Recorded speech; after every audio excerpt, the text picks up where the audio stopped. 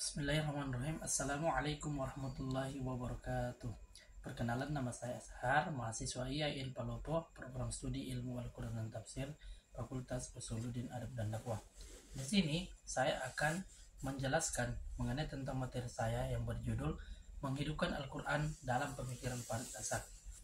Sebelum kita melangkah atau sebelum saya memaparkan mengenai tentang materi saya, di sini ada beberapa topik-topik utama yang akan saya bahas di dalamnya. Yang pertama itu mengenai tentang biografinya, yang kedua mengenai tentang pendidikannya, dan ketiga itu mengenai tentang guru-gurunya, dan yang keempat itu mengenai tentang karya-karyanya, dan terakhir ini yakni yang kelima ialah membahas tentang pemikiran dari tokoh tersebut.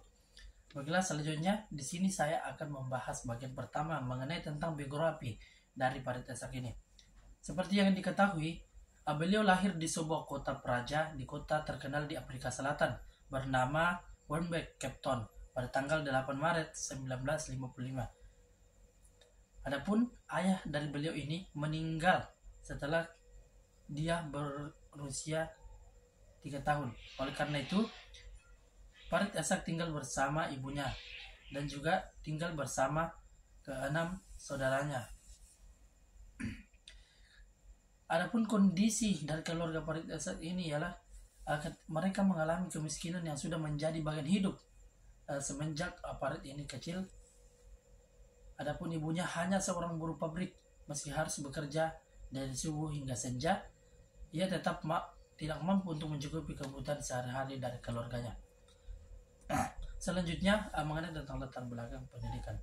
Farid Asak memperoleh pendidikan awalnya di South African College High School di Cape Town. Selain itu ia melanjutkan pendidikan tinggi di Universitas Cape Town, di mana ia meraih gelar sarjana dalam bidang filsafat dan pengajaran agama.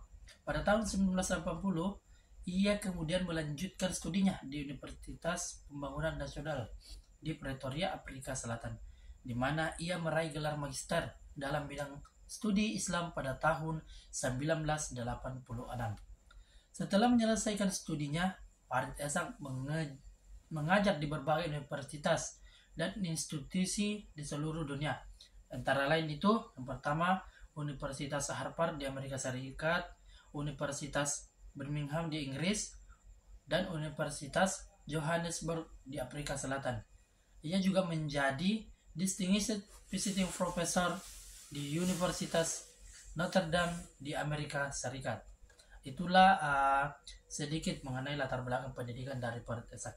Selanjutnya berbicara tentang apakah ada guru-guru dari beliau ini. Ya, ketika kita berbicara mengenai seorang guru, pastinya setiap orang itu ketika mereka sukses, pasti sebelum mereka sukses mereka belajar kepada seseorang. Pasti mereka memiliki guru-guru.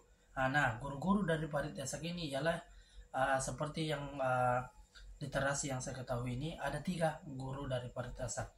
Yang pertama itu Maulana Abdul Jalil Sahid, yang kedua Dr. Farud Khan, dan yang ketiga itu Nelson Mandela. Itulah ketiga guru-guru dari Farid Asak ini yang saya dapatkan melalui literatur yang ada. Mungkin Farid Asak ini masih memiliki beberapa guru, namun saya hanya mendapatkan dari 3 guru dari Farid Asak ini.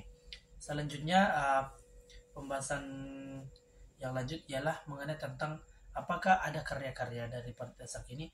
Ya, kalau berbicara tentang seorang tokoh, seorang cendekiawan, seorang penulis, seorang tokoh politik muslim, pasti ada karya-karyanya sehingga mereka dikenal oleh banyak masyarakat, di mana karya-karyanya ialah baik itu berupa buku maupun jurnal, di mana beberapa karya di sini yang saya paparkan ialah yang pertama itu mengenai tentang karyanya yang berjudul Perjuangan pada tahun 1988, yang kedua berjudul Tapi Musa Pergi Menemui Fir'aun, kompilasi tanya jawab tentang peran umat Islam dalam perjuangan pembebasan Afrika Selatan 1989. Yang ketiga Al-Quran, pembebasan dan pluralisme, perspektif Islam tentang solidaritas antaragama melawan penindasan Oxford 1997. Dan yang terakhir yang saya paparkan di materi ini ialah Islam dan Politik, yaitu London 1998. Itulah beberapa karya-karya dari Farid Ezak yang saya ketahui.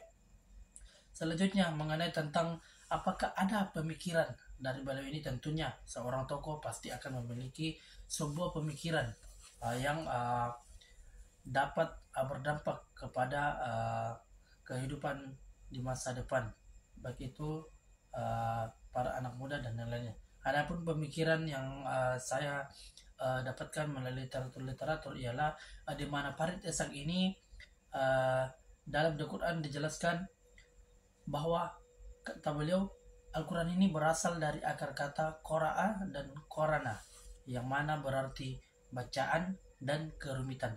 Sementara itu di sisi lain, menurut beliau, Al-Quran menyatakan dirinya sebagai petunjuk bagi seluruh umat manusia, sebagai yang membedakan mana yang hak dan mana yang batil, serta cahaya dan kebenaran.